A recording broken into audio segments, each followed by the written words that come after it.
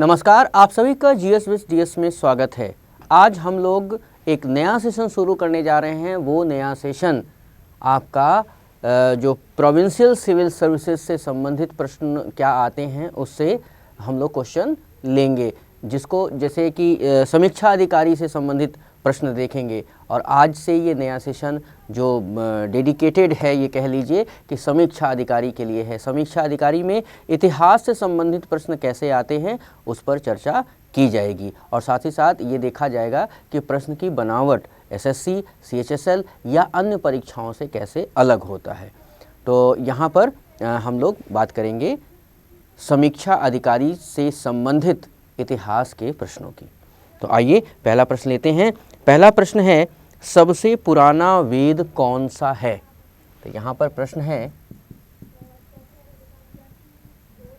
सबसे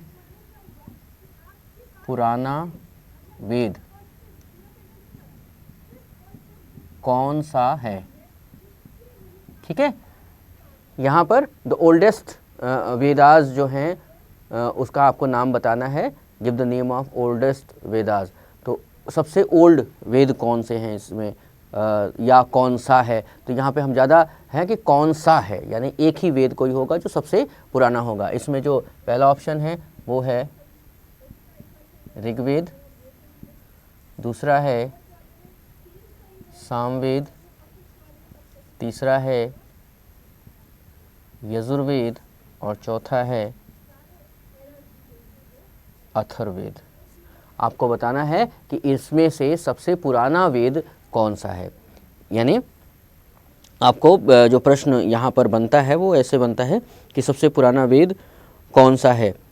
तो यहाँ पर ऋग्वेद, सामवेद, यजुर्वेद, अथर्ववेद। हम लोगों ने पहला क्लास इसका जब हम लोग थ्योरेटिकल पढ़ रहे थे तो एंसेंट हिस्ट्री में हमने वैदिक सभ्यता ली थी। तो वैदिक सभ्यता के दौरान हमने बताया था कि सबसे पुराना वेद क्या है? ऋग्वेद।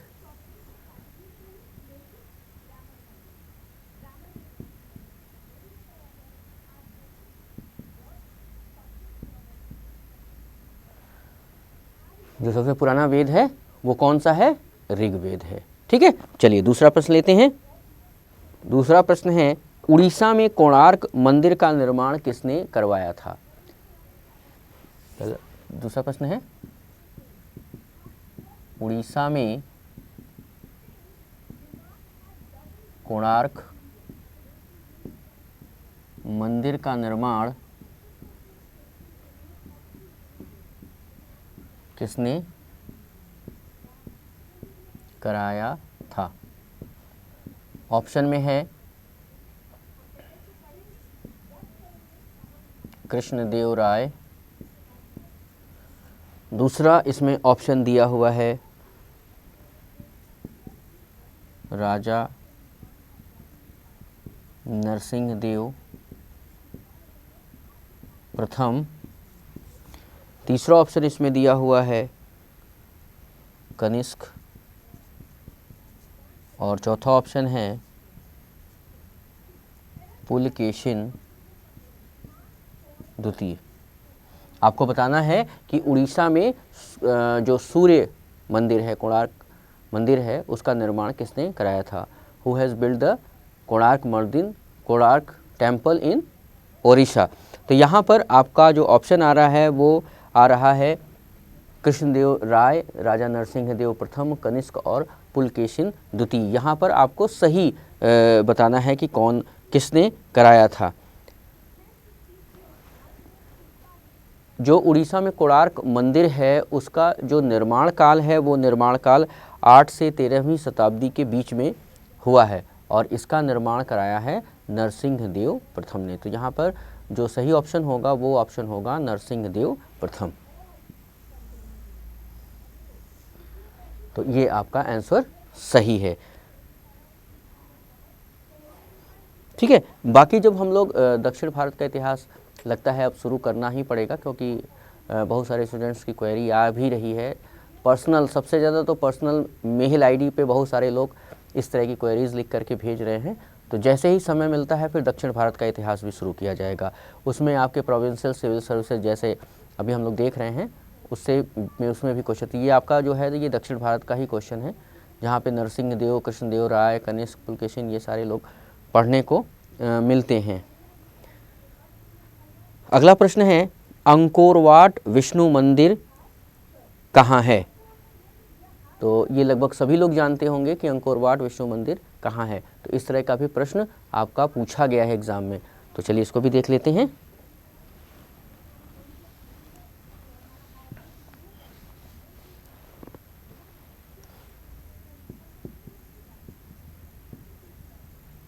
अंकोरवाट का विष्णु मंदिर कहाँ है? पहला ऑप्शन है मलेशिया में है, कि दूसरा ऑप्शन है इंडोनेशिया में है, तीसरा जो ऑप्शन है वो आपका दिया हुआ है श्रीलंका और जापान, श्रीलंका, और चौथा है जापान। तो आपको ये बताना है कि अंकोरवाट का विष्णु मंदिर कहाँ है। वाट है अंकोरवाट। तो अंकोरवाट का विष्णु मंदिर जो स्थित है वो है आपका इंडोनेशिया में नहीं है। तो यहाँ पर एक और ऑप्शन आपको बना लेते हैं, पांचवा, इनमें से कोई नहीं।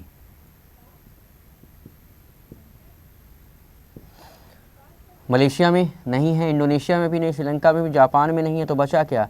इनमें से कोई नहीं। तो अंकोरवाट का मंदिर आखिर है कहाँ? तो अंकोरवाट का मंदिर जो है आपका वो है कंबोडिया में। तो यहाँ पर प्रश्न का जो सही उत्तर होगा कि अंकोरवाट का विष्णु मंदिर कहाँ है, तो वो है आपका कंबोडिया।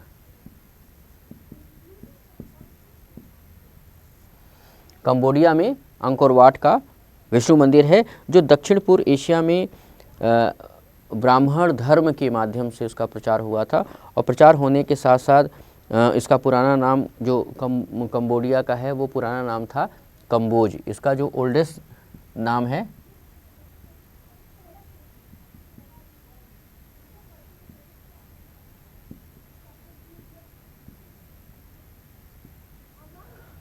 इसका नाम था कंबोज, और कंबोज से ये क्या बन गया है?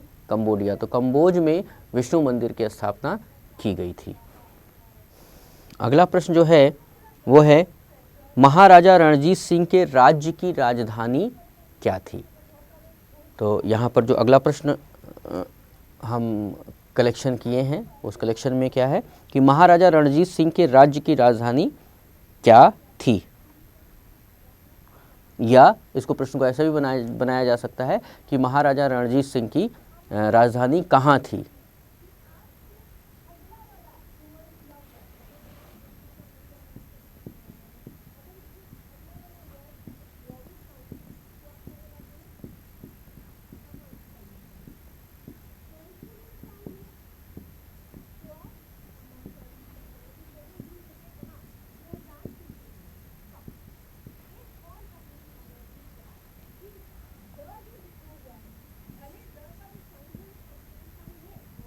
पहला जो ऑप्शन है वो लाहौर, दूसरा अमृतसर,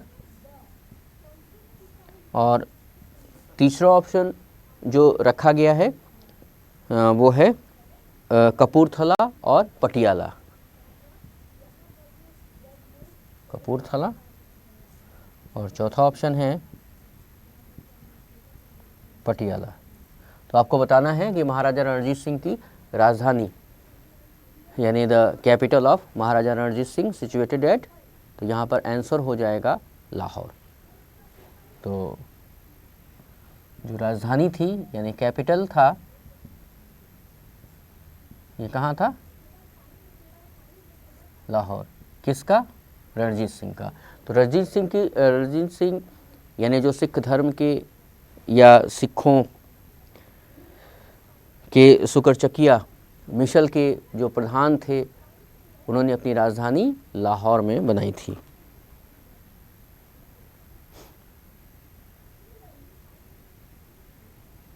फिर अगला क्वेश्चन आपका मिलता है कि मीराबाई किसके समकालीन थी? तो यहाँ पर मीराबाई कृष्ण भक्ति का एक अद्भुत उदाहरण।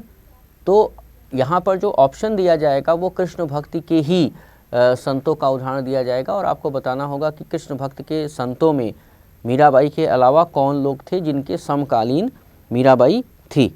तो यहाँ पर जो आपका ऑप्शन है वो उन्हीं में से ही रहेगा। तो आइए देख लेते हैं इस प्रश्न को भी।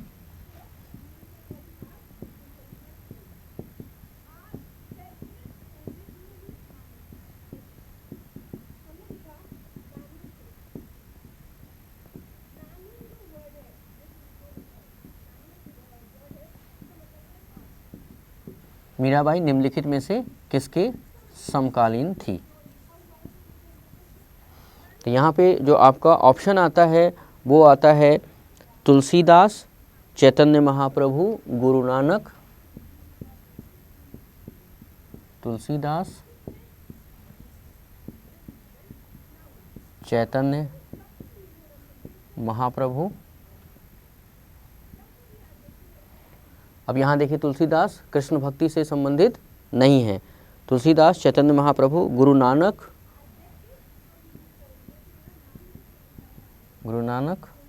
और राम कृष्ण परमहंस।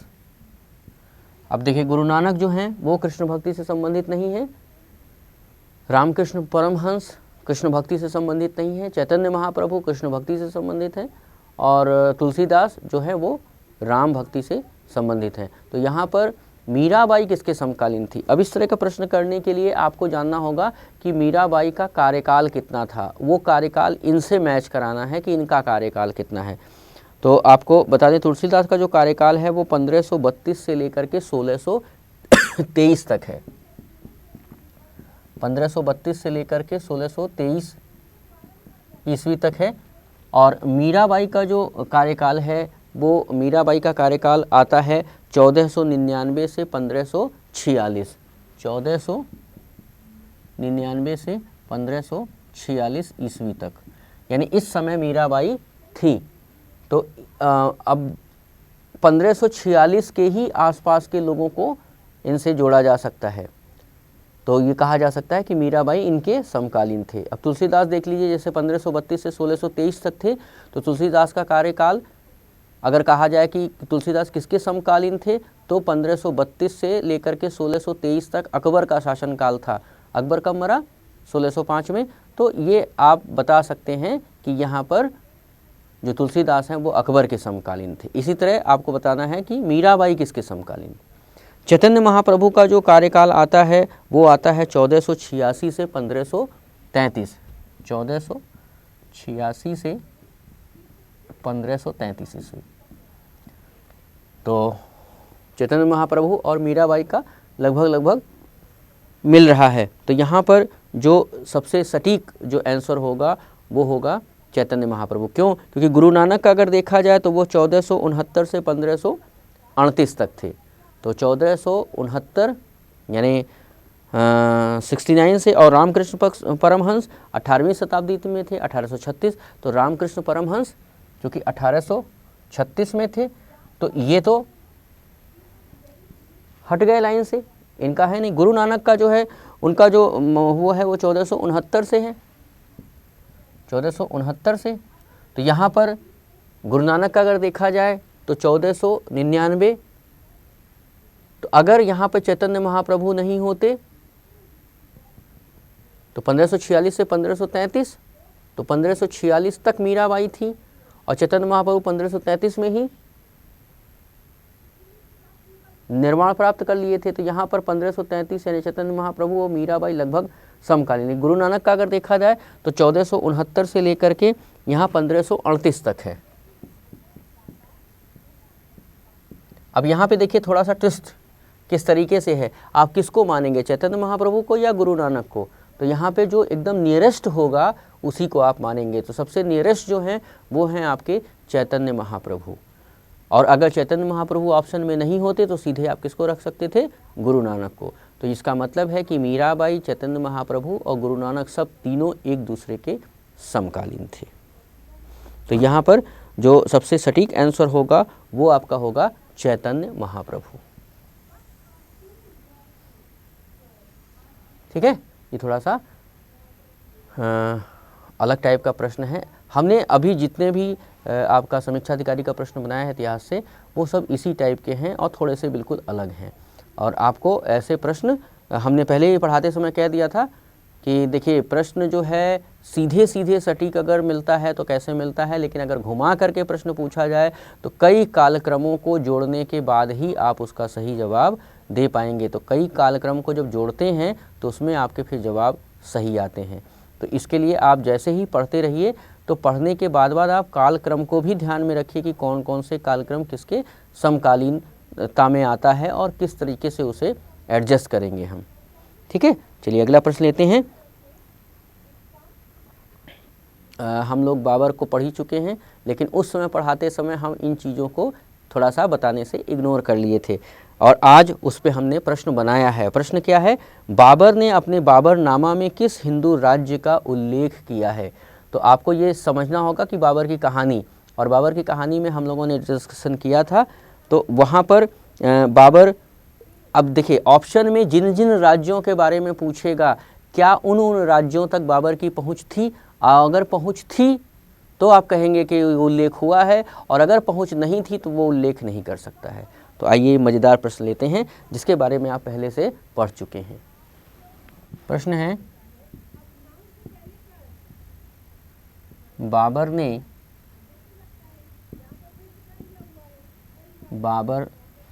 बाबरनामा न लिखा जाए क्योंकि ये तो अनुवादित ग्रंथ हो गया, इनका ओरिजिनल ग्रंथ का नाम लिखा जाए।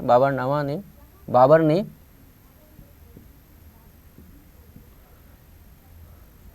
तुजुक ए बाबरी में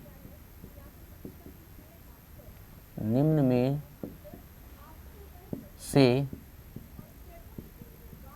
किस राज्य का, बाबर ने तुजुक ए बाबरी में निम्न में से किस राज्य का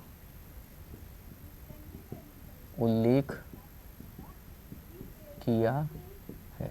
आपको बताना है कि बाबर ने किस स्टेट का जो रिटन डिस्क्रिप्शन है वह तुजुक ए बाबरी में लिखा है, यानी Babur wrote a written description about the state in his autobiography Tuzuk e Babri, तो give the name of a state which is already stated in Tuzuk e Babri. तो यहाँ पर आपको जो सही तरीका है वो यही होगा कि आप पहले ये समझ लीजिए कि तुजुक ए बाबरी के समय जब लिखा जा रहा था तो उस समय कौन कौन से राज्य तक उसकी पहुंच थी। तो ऑप्शन में है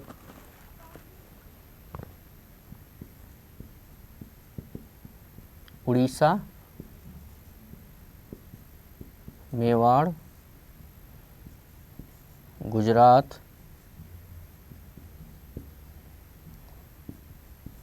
और चौथा जो ऑप्शन लिया गया है वो लिया गया है कश्मीर। ठीक है, अब आपको बताना है कि बाबरनामा या तुजुक ए बाबरी में किस राज्य का उल्लेख हुआ है।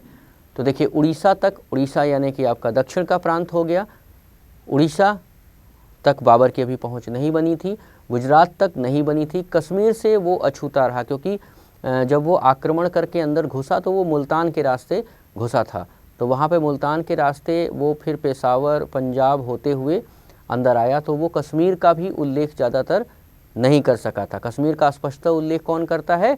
जहांगीर।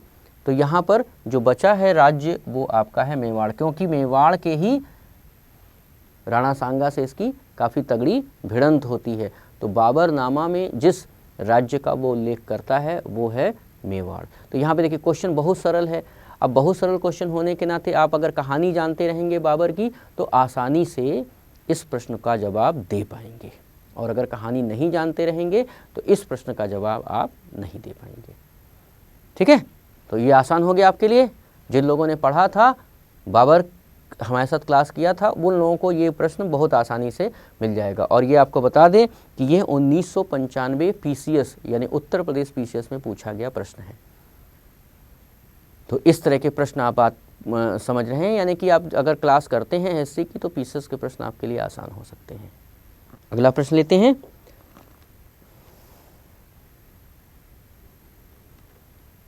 अगला प्रश्न भी वैसे ही मज़ेदार है, देखते हैं कितने लोग इसका सही उत्तर बता पाते हैं। प्रश्न है, वह युद्ध जिसमें भारत में मुस्लिम शक्ति की स्थापना हुई थी। यानी आपको उस युद्ध का नाम, हम 4 युद्ध ले रहे हैं, उस 4 युद्ध में से कोई एक युद्ध ऐसा होगा जिसके माध्यम से ही भारत में मुस्लिम शक्ति की स्थापना हुई थी, आपको बताना है। तो प्रश्न क्या है, वह युद्ध कौन सा है जिसके माध्यम से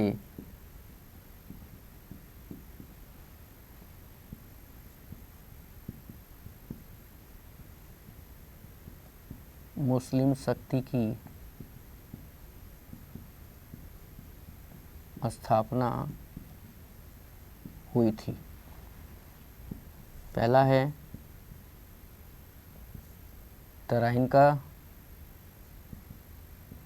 प्रथम युद्ध, दूसरा है आपका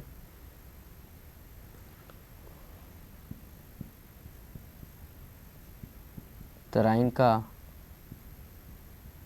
द्वितीय युद्ध, तीसरा है पानीपत का प्रथम युद्ध, और चौथा है पानीपत का द्वितीय युद्ध। ठीक है, अब आपको इसमें बताना है कि वह कौन सा युद्ध है जिस युद्ध के माध्यम से भारत में मुस्लिम शक्ति की स्थापना हुई थी। तो यहाँ पे तराइन का पहला युद्ध किसके किसके बीच हुआ था, आपको पहले ये पता होना चाहिए। फिर आपको पता होना चाहिए कि तराइन का दूसरा युद्ध किसके किसके बीच हुआ था। फिर आपको ये पता होना चाहिए कि पानीपत का युद्ध किसके किसके बीच हुआ था। और फिर आपको ये पता होना चाहिए कि पानीपत का दूसरा युद्ध किसके किसके बीच हुआ था। तो ये सभी युद्ध हम आपको पढ़ा चुके हैं। तो यहाँ पे आपको बताना है कि भारत में मुस्लिम साम्राज्य किस युद्ध के बाद स्थापित हुआ। तो बहुत सारे लोग इस प्रश्न का जवाब बहुत ही आसानी से दे लेंगे।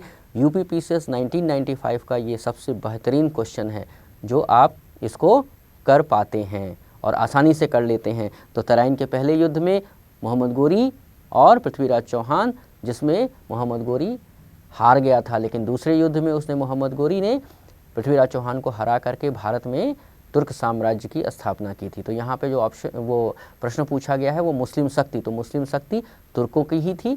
तो तुर्क यानी मुस्लिम, तो इसका मतलब यहाँ पर आप बता सकते हैं कि तराइन का जो दूसरा युद्ध था वही भारत में मुस्लिम शक्ति की स्थापना किया था। तो देख रहे हैं आप किस तरह से कॉन्फिडेंस लगातार आपका डेवलप हो रहा है और आप बहुत अच्छा बता पा रहे हैं कि प्रश्न जैसे पूछे जाते हैं वैसे प्रश्न का जवाब आप आसानी से दे ले रहे हैं और आपका पढ़ा हुआ सब कुछ काम आ जा रहा है। ठीक है, चलिए अगला प्रश्न लेते हैं। अगला प्रश्न थोड़ा सा कठिन है और वो आपको पढ़ाया नहीं गया है, फिर भी देखते हैं कि आप कर पाते हैं कि नहीं।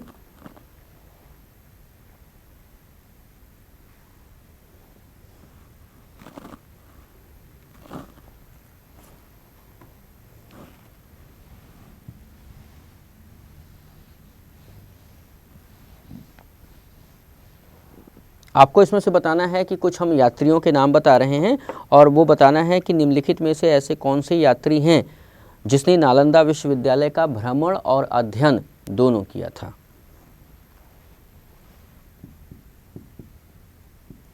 निम्न में से कौन से या कौन सा कर लीजिए, कौन सा यात्री था जिसने नालंदा विश्वविद्यालय का भ्रमण व अध्ययन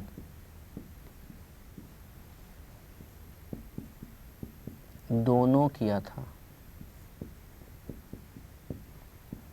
तो यहाँ पे आपका प्रश्न आता है, प्रश्न का जो ऑप्शन है वो है वेनसोंग दूसरा नाम आता है आपका फाहियान, तीसरा मेगास्थनीज।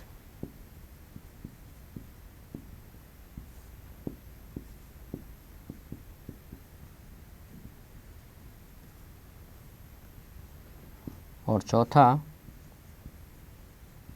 इनमें से कोई नहीं। अब आपको बताना है कि इनमें से वो कौन सा यात्री है जो नालंदा विश्वविद्यालय का भ्रमण और अध्ययन दोनों किया था। तो यहाँ पर मेगास्थनीज और फाहियान का नाम यहाँ नहीं जुड़ता है, जुड़ता किसका है? वेनसांग का नाम जुड़ता है। तो तीर्थयात्री वेनसांग जो है वो 18 महीने तक नालंदा विश्वविद्यालय में रहा, अध्ययन किया, और इसके जो गुरु थे वह सीलभद्र, कहा जाता है कि सीलभद्र के साथ इसने अध्ययन किया था, तो इसके गुरु सीलभद्र थे। तो इसका जो राइट ऑप्शन और राइट आंसर जो होगा वो होगा वेनसांग। वेनसांग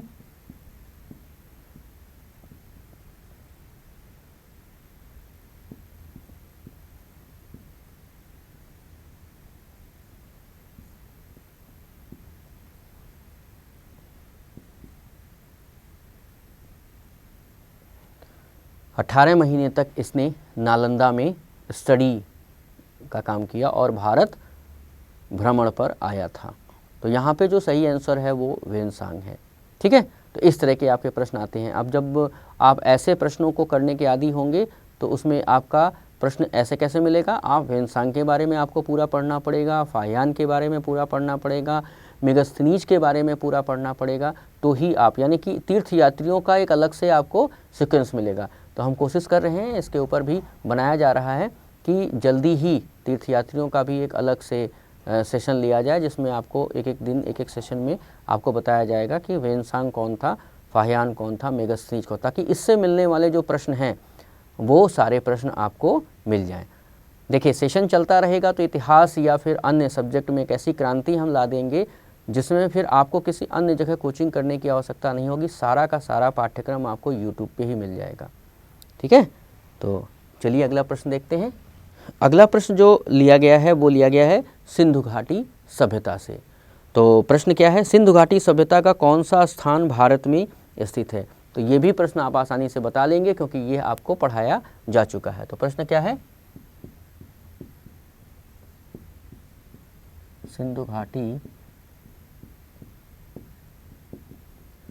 सभ्यता में निम्न में से कौन सा स्थान भारत में स्थित है? ऑप्शन जो है वो ऑप्शन लिया गया है हड़प्पा, मोहनजोदड़ो, लोथल। हड़प्पा, दूसरा है मोहनजोदड़ो, तीसरा है लोथल, और चौथा यहाँ लिख दे रहे हैं सूतकांगेनडोर। ठीक है, तो यहाँ पे आप देखिए कि जब हम सिंधु घाटी सभ्यता का क्लास लिए थे तो अब एक बार फिर से वीडियो देख लीजिएगा। वहाँ पे हमने सब सारे स्थान के साथ साथ हमने ये भी बताया था कि ये स्थान वर्तमान में कहाँ है। तो हड़प्पा और मोहनजोदड़ो भारत में नहीं है, ये पाकिस्तान वाले इलाके में है। लोथल जो आपका गुजरात में है। सूतकांगेनडोर भी भारत में, सूतकांगेनडोर का नाम हटा दीजिए क्योंकि इससे कन्फ्यूज़न होगा। यहाँ पे हम ऑप्शन ले लेते हैं इनमें से कोई नहीं।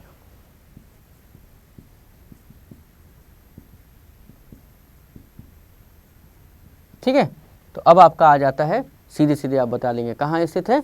लोथल। लोथल कहाँ है? गुजरात में है। तो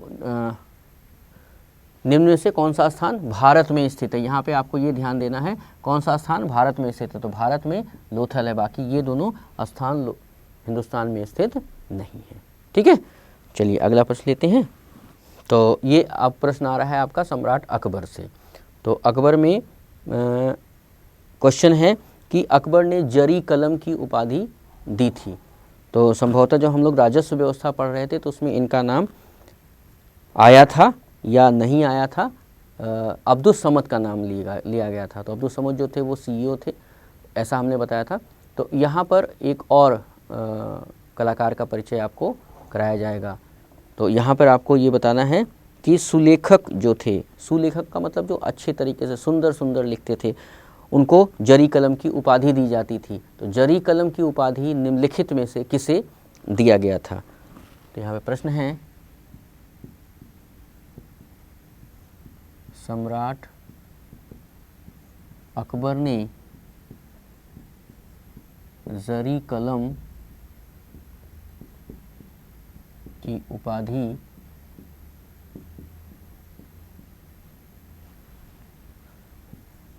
निम्न में से किसे दिया था? पहला ऑप्शन है अब्दुस समद, दूसरा है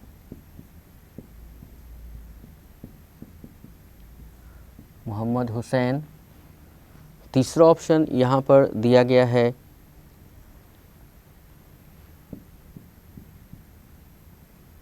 सैयद अली, और जो आपका चौथा ऑप्शन है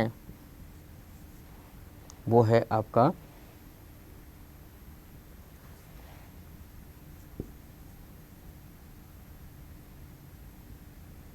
मुकम्मल खां।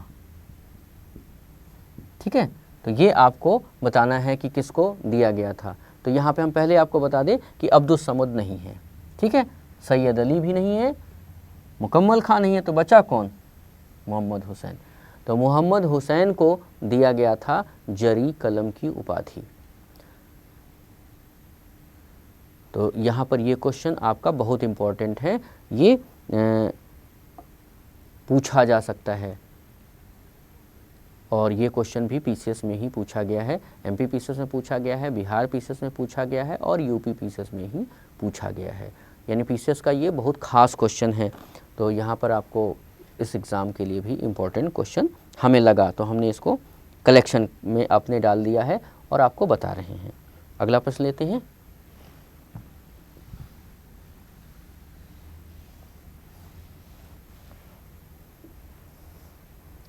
अगला प्रश्न जो लिखा गया है वो है कि मुगल कालीन भारत में राज्य के आय का प्रमुख स्रोत क्या था? तो ये तो आप आसानी से बता ले जाएंगे, आपने अकबर पढ़ा है, हर एक पॉइंट को हम लोगों ने डिस्कस किया है, आप लोगों ने बेहतरीन जवाब दिया है। तो इसका भी जवाब हम आपसे ही जानना चाहेंगे और हमें लगता है कि आप आसानी से दे लेंगे। तो यहाँ पे प्रश्न क्या है? मुगल कालीन राज व्यवस्था में आय का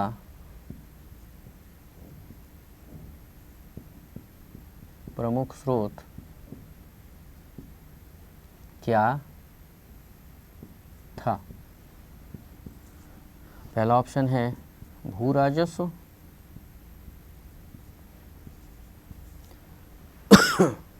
दूसरा ऑप्शन है कर, तीसरा ऑप्शन है लूट कर, और चौथा ऑप्शन है राज्य की संपत्ति से प्राप्त कर। यानी राजा जो अपनी फैक्ट्रियां वगैरह स्थापित कर लिया था तो राज्य की संपत्ति ही थी, उससे कर मिलता था, या सबसे ज़्यादा ये लोग लूटमार करते थे उससे कर मिलता था, या टैक्स से मिलता था, या भू राजस्व यानी लैंड रेवेन्यू से। आपको बताना है कि जो मेन सोर्सेस थे, what are the main sources, या तो यहाँ आर नहीं, वहाँ यहाँ पर एक ही है, तो आर में तो बहुत सारे आ जाएंगे। What is the main source of Mughal main source of taxes in the time period of Mughal dynasty? तो मुगल डायनेस्टी में जो मेन सोर्सेज ऑफ इनकम था, मेन सोर्सेज ऑफ इनकम या टैक्स आप यहाँ पर कह सकते हैं। तो मेन सोर्सेज ऑफ जो इनकम था वो इनकम इनको मिलता था लैंड रेवेन्यू से, यानी भू राजस्व को हम लोग कहते हैं लैंड रेवेन्यू। टैक्स यहाँ पे हो गया लूट टैक्स, यहाँ पे हो गया कि जो राज्य की संपत्ति थी। तो यहाँ पे मेन जो आंसर होगा वो आंसर होगा लैंड रेवेन्यू, जिसके लिए अलग से टोडरमल को नियुक्त किया गया था और उन्होंने लैंड रेवेन्यू के लिए बेहतरीन दहसाला पद्धति बनाई थी और उस पर इन्होंने काफ़ी मात्रा में राज्य को भू राजस्व दिलाने में योग्यता हासिल की थी। करोड़ी वगैरह नियुक्त किए गए थे। ये सारी चीज़ें आप जान चुके हैं और वीडियो आप देख चुके हैं। तो चलिए अगला प्रश्न लेते हैं। ये प्रश्न जो ले जा रहे हैं इसका भी आप उत्तर आसानी से दे लेंगे, क्योंकि मोहम्मद बिन तुगलक के शासनकाल की जो व्यवस्था हम बताए थे उसी में इस प्रश्न को भी हम बता दिए थे। और आज ये प्रश्न आपको जो पूछा जा रहा है वो 3 जगहों में पूछा गया है। उत्तराखंड पीसीएस में, उत्तराखंड के साथ साथ आपका यूपी पीसीएस में पूछा गया है और आपका राजस्थान पीसीएस में पूछा गया है। तो अब देखिए एसएससी की क्लास लेते हुए आप इस प्रश्न को आसानी से इसका जवाब दे सकते हैं। प्रश्न क्या है? प्रश्न लिखा गया है, दक्षिण में बहमनी राज्य का संस्थापक कौन था? दक्षिण में बहमनी राज्य का संस्थापक कौन था? अब यहाँ पर ऑप्शन जैसे ही आपके सामने आएगा वैसे ही आप इसका आंसर जान जाएंगे। तो यहाँ पर हमने जो ऑप्शन चुना है थोड़ा सा आपको दिक्कत में डालने के लिए। पहला है मोहम्मद दीवान, दूसरा है मलिक अंबर, तीसरा है हसन गंगू और जो चौथा ऑप्शन है वो ऑप्शन है Sikandar Shah.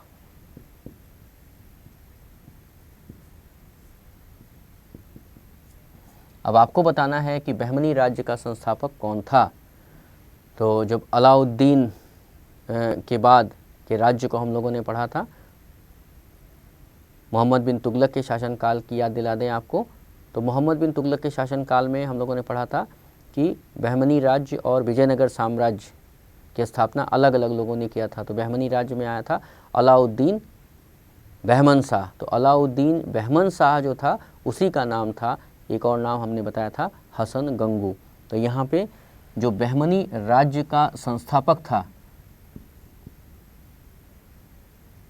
Founder of Bahmani state was Hasan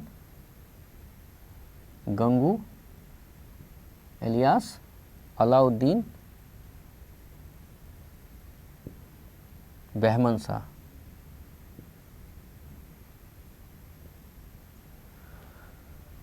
तो यहाँ पे आपको नाम मिल जाता है हसन गंगू।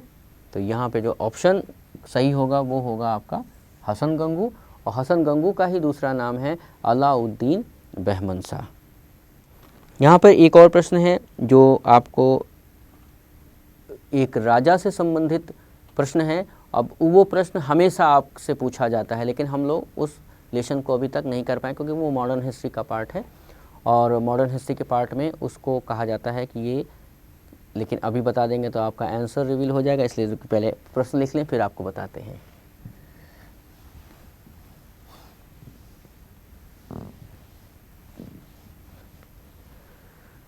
यहाँ पर प्रश्न है, अष्ट प्रधान। कुछ लोगों को तुरंत पता चल गया होगा कि अष्ट प्रधान किसके क्षेत्र में आता है। अष्ट प्रधान मंत्रिमंडल किस राज्य प्रबंध में सहायता करता था? अष्ट प्रधान किस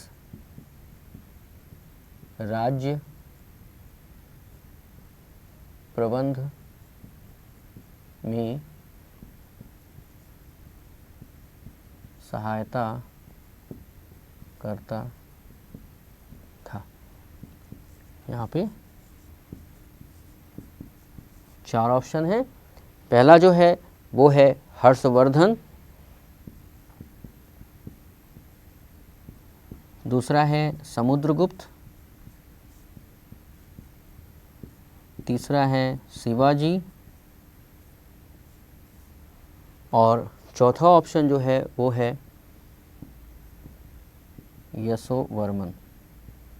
तो आपको बताना है कि अष्टप्रधान, तो अष्टप्रधान के नाम से जो विख्यात थे वो विख्यात थे शिवाजी। तो ये प्रश्न अमूमन बहुत प्रसिद्ध है और बहुत सारे एग्ज़ामों में पूछा गया है। खासकर ये जो एग्ज़ाम में पूछा जाता है वो है प्रोविंशियल सिविल सर्विसेज, और वहाँ पर ये क्वेश्चन सबसे ज़्यादा इस तरह के प्रश्न आते हैं। तो अष्टप्रधान किस राज्य प्रबंध की सहायता करता था? तो अष्टप्रधान में जो थे वो शिवाजी ने इसकी स्थापना की थी और शिवाजी का ही 8 लोगों का ग्रुप था। तो यहाँ पे जो राइट ऑप्शन होगा शिवाजी। तो अष्टप्रधान किससे संबंधित था? शिवाजी का मंत्रिमंडल था जिसमें अमात्य, वाक्यानीस है ना, सुमंत, सरे नौबत, पंडित राव, न्यायाधीश, ये सब नाम आते हैं। तो जब हम शिवाजी पढ़ाएंगे मॉडर्न हिस्ट्री में तो आपको ये सब पता चल जाएगा खूब अच्छी तरीके से। अब चलिए एक और क्वेश्चन आता है, वो क्वेश्चन आप बता लेंगे आसानी से क्योंकि शुरुआत में हमने इसका जिक्र किया था जब राजवंश पढ़ा रहे थे। क्वेश्चन है अमीर खुसरो किसका दरबारी कवि था? अब अमीर खुसरो लगातार 6, 7, 8 राज्यों को देखा हुआ था, कई राज्यों का उसने अवलोकन किया हुआ था, कई राज्यों में वो था, बलबन से लेकर के आपका तुगलक तक। तो आपको यहाँ पर देखना है कि किसका नाम यहाँ आता है, क्योंकि अमीर खुसरो के नाम से प्रसिद्ध है कि उसने 6 सुल्तानों का कार्यकाल देखा था। तो 6 सुल्तानों में आपको बताना है कि किसका दरबारी कवि था। यहाँ पे देखिए, यहाँ कन्फ्यूज़न इस तरीके से क्रिएट किया गया है इस प्रश्न में कि क्वेश्चन पूछ लिया गया है किसका दरबारी कवि था, और आपको पहले से ही अगर पढ़ रहे हैं, अच्छा हिस्ट्री तैयार है, तो आपका ये दिमाग में रहेगा कि 6 राजवंशों को इसने देखा था और 6 राजवंशों में बलबन से लेकर के और तुगलक तक थे। तो यहाँ पर आपको बताना है कि दरबारी कवि किसका था। चलिए देखते हैं।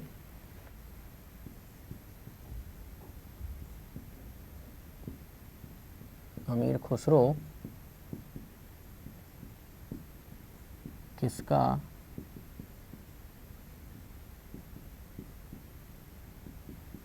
दरबारी कवि था?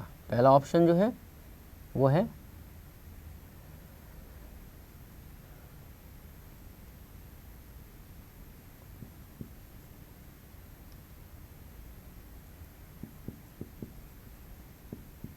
अलाउद्दीन आलम शाह, दूसरा नाम है मोहम्मद बिन तुगलक, तीसरा नाम है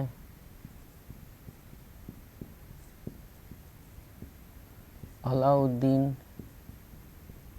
खिलजी, और चौथा नाम इसमें जो लिखा गया है वो है शेर शाह सूरी। आपको बताना है कि दरबारी कवि किसका था। तो यहाँ पे हम आपको बता दे रहे हैं कि अमीर खुसरो जो है वह बलबन से लेकर तुगलक तक तो था, लेकिन अलाउद्दीन खिलजी का वह दरबारी कवि था। तो यहाँ पर आपका सही जो आंसर होगा वो सही आंसर होगा अमीर खुसरो से संबंधित अलाउद्दीन खिलजी। तो वह जो कवि था, दरबार में रहने वाला कवि था, यानी राजा के हर्ष में वह अच्छी अच्छी कविताएं लिखता था, मशनवी लिखता था, तो इसलिए वो प्रसिद्ध था। यहाँ पे अगले प्रश्न पे आते हैं हम लोग। अगला प्रश्न आपका मॉडर्न हिस्ट्री से संबंधित है और वो है कि कर्नाटक युद्ध किसके किसके बीच लड़ा गया था। तो यहाँ पर कई ऐसे युद्ध हैं जो आपके एग्ज़ाम में पूछे ही जाते हैं, जैसे कर्नाटक युद्ध हुआ, कर्नाटक युद्ध के साथ फ्रांसीसियों का अंग्रेज़ों के साथ युद्ध हुआ, और साथ ही साथ टीपू सुल्तान से संबंधित जितने भी युद्ध थे या उनके पिता हैदर अली से संबंधित जितने युद्ध थे, ये सारे युद्ध मॉडर्न हिस्ट्री में पूछे ही जाते हैं। तो वो हम लोग धीरे धीरे वहाँ तक पहुँच रहे हैं रेगुलर क्लास में। तो यहाँ पे फ़िलहाल एक प्रश्न बना लिया गया है कि कर्नाटक युद्ध किसके किसके बीच लड़ा गया था। तो ऐसे प्रश्न का जवाब आप ऑप्शन देख करके ही करेंगे। ऑप्शन बिना देखे आप तुरंत जवाब नहीं देंगे, क्योंकि जो भी प्रश्न आपके पूछे जाते हैं वो इतने आसान नहीं होते हैं कि आप तुरंत जवाब दे दें, क्योंकि उसमें कहीं ना कहीं कुछ छोटी से छोटी चीज़ जोड़ दी गई होती है जिसमें कि आप थोड़ा देर रुकें, समझें।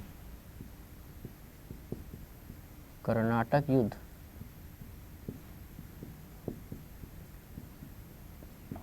निम्न में से किसके बीच हुआ था। यहाँ पे जो पहला ऑप्शन दिया गया है वो है अंग्रेज व फ्रांसीसियों के बीच, अंग्रेज और फ्रांसीसी के बीच। दूसरा जो ऑप्शन है वो ऑप्शन है अंग्रेज डच,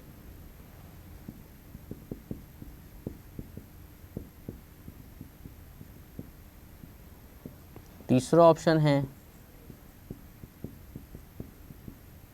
अंग्रेज और मराठी। चौथा ऑप्शन जो इसमें है वो है हैदर अली और मराठे, हैदर अली और मराठे। तो यहाँ पर कर्नाटक का युद्ध जो हुआ था वो अंग्रेज और डचों के बीच नहीं हुआ था, तो पहला यहीं पे हटा देते हैं। हैदर अली और मराठों के बीच जो युद्ध हुआ था वो कर्नाटक युद्ध के नाम से प्रसिद्ध नहीं है। अंग्रेज और मराठों के बीच में जो युद्ध हुआ था वो कर्नाटक युद्ध के विषय में नहीं बताता है। तो बचा क्या, अंग्रेज और फ्रांसीसी। तो अंग्रेज और फ्रांसीसियों से संबंधित युद्ध हुआ था जिसे कहा जाता है कर्नाटक युद्ध, और ये युद्ध 17वीं और 18वीं शताब्दी के बीच में काफ़ी शिद्दत के साथ लड़ा गया था। और इस लड़ने के बाद भारत में राजनीतिक प्रभु सत्ता जो थी, जो फ्रांसीसियों की सॉवरेंटी थी भारत में या उनके व्यापार थे, उन व्यापारों को अंग्रेज़ों ने पूरी तरह से समाप्त कर दिया था। तो कर्नाटक के कई युद्ध लड़े गए थे जिसकी चर्चा हम लोग अपने रेगुलर क्लास में करेंगे। अब एक क्वेश्चन और ले लेते हैं। वो क्वेश्चन है मध्यकालीन भारत से संबंधित, और आपको बताना है कि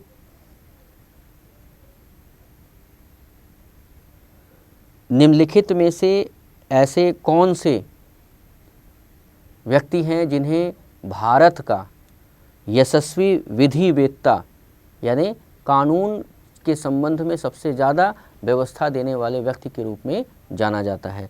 यानी निम्नलिखित में से भारत के यशस्वी विधिवेत्ता कौन थे।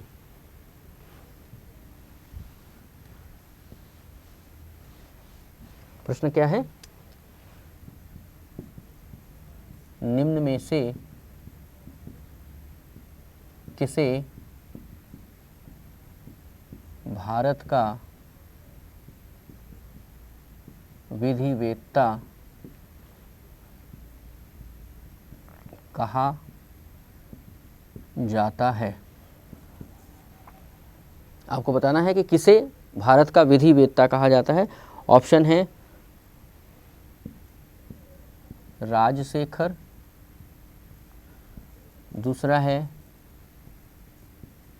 जीमूतवाहन, तीसरा है आपका विज्ञानेश्वर और हेमाद्री,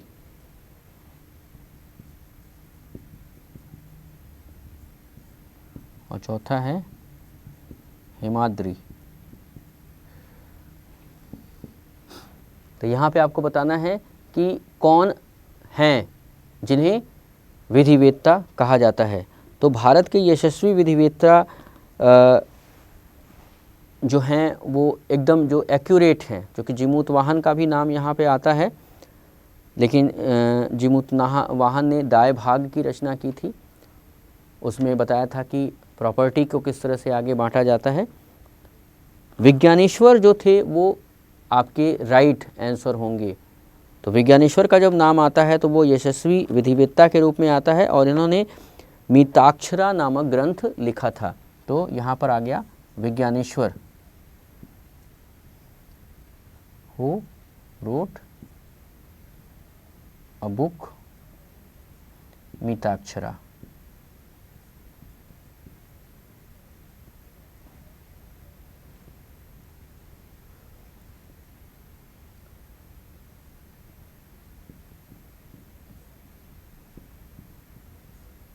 मिताक्षरा की रचना की थी। यहाँ पे आपको इसका बता दें, जिमूत वाहन ने किसकी रचना की थी? दाएं भाग की।